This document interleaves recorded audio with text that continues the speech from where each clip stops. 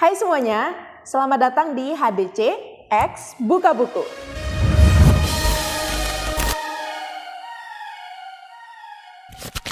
Semakin banyak kita membaca, maka semakin luas cakrawala berpikir kita.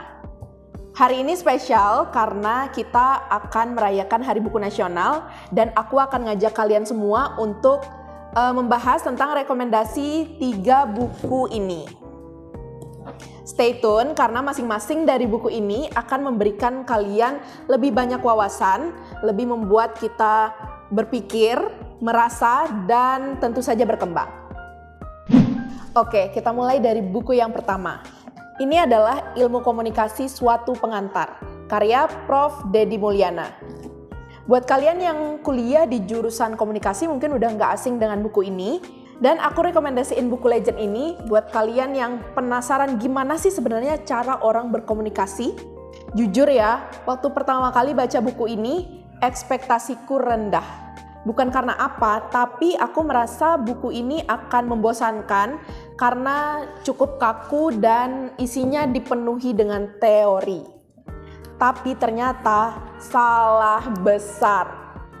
Justru buku ini kayak ngasih kita kaca pembesar yang bisa kita gunakan untuk melihat bagaimana dunia komunikasi itu bekerja.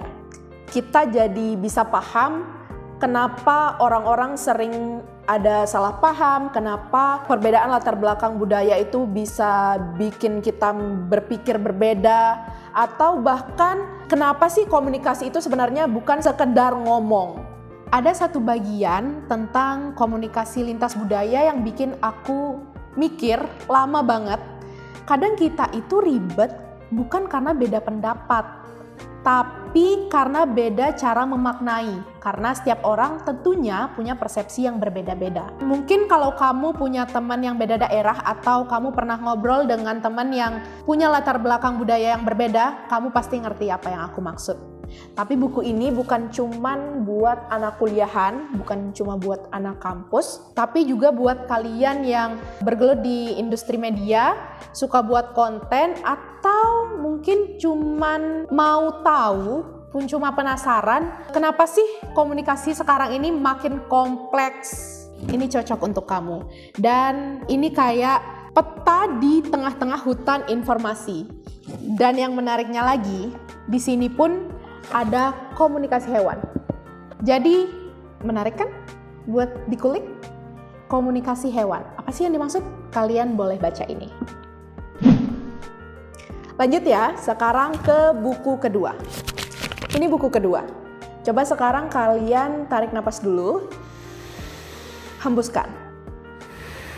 Bayangin kalian sedang ada di dalam kamar dengan cahaya lampu yang agak redup dan ditemani dengan minuman favorit kalian di samping. Kondisi otak kalian penuh. Di masa-masa kayak gitu, aku ketemu satu buku yang judulnya bikin aku senyum pahit. Ini dia. Duduk Dulu, Jangan Lupa Jadi Manusia. Karya Syahid Muhammad. Iya, judulnya memang sederhana, tapi mungkin ini yang dimaksud orang isinya jelek banget. Kenapa? Karena buku ini nggak ngajarin, nggak juga menggurui, tapi ini bisa jadi teman duduk di samping kamu yang bilang, "Hai, lihatlah sudah sejauh mana kamu melangkah. Capek ya? Nggak apa-apa kok kalau mau istirahat dulu. Jangan lupa bilang terima kasih kepada diri kita yang sudah dan terus selalu mau berjuang." Aku pernah baca satu bagian tentang bagaimana kita selalu mengejar validasi. Contohnya seperti like, komen yang ramai di media sosial. Kita selalu mengejar validasi dari orang lain yang membuat kita bahkan lupa untuk nikmatin hidup yang sedang kita jalankan sekarang ini. Sadarlah, hidup ini bukan perlombaan. Jadi, kita boleh istirahat, kita boleh banget nggak sempurna, dan yang perlu kalian ingat adalah kita tetap jadi manusia. Kalau mungkin kamu lagi ngerasa burnout, lagi ngerasa kosong di tengah keramaian, buku ini bisa jadi tempat pulang paling tenang.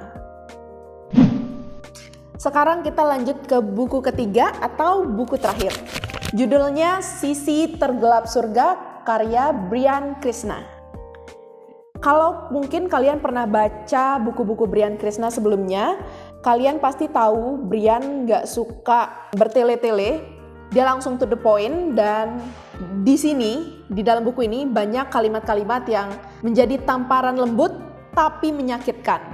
Ceritanya tentang sisi lain dari kota Jakarta, tentang orang-orang yang jarang kita lihat, tapi sebenarnya mereka ada loh, pekerja malam, pengamen, orang-orang yang kita temui di jalan tapi nggak pernah betul-betul kita perhatikan. Aku sempat baca bagian di mana seorang karakter bilang bahwa surga itu bukan tempat, surga itu momen. Tapi kadang bahkan kita nggak punya momen itu.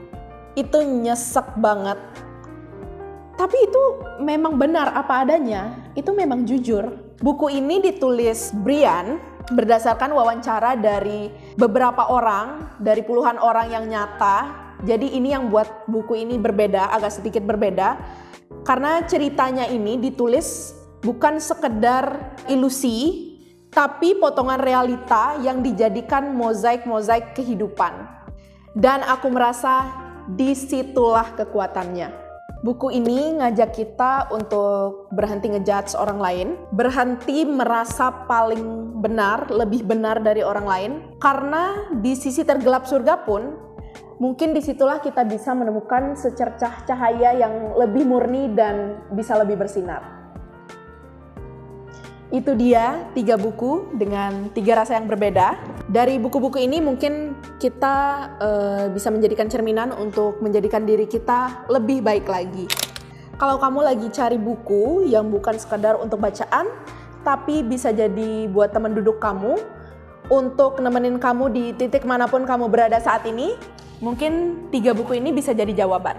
Dan terakhir, aku mungkin cuma mau ngucapin selamat Hari Buku Nasional. Dan terima kasih banget buat kalian semua yang udah mau dengerin episode ini. Sampai jumpa di episode-episode berikutnya. Sampai ketemu di cerita selanjutnya juga. Jangan lupa, karena 1 halaman bisa mengubah 1 harimu. Bye-bye.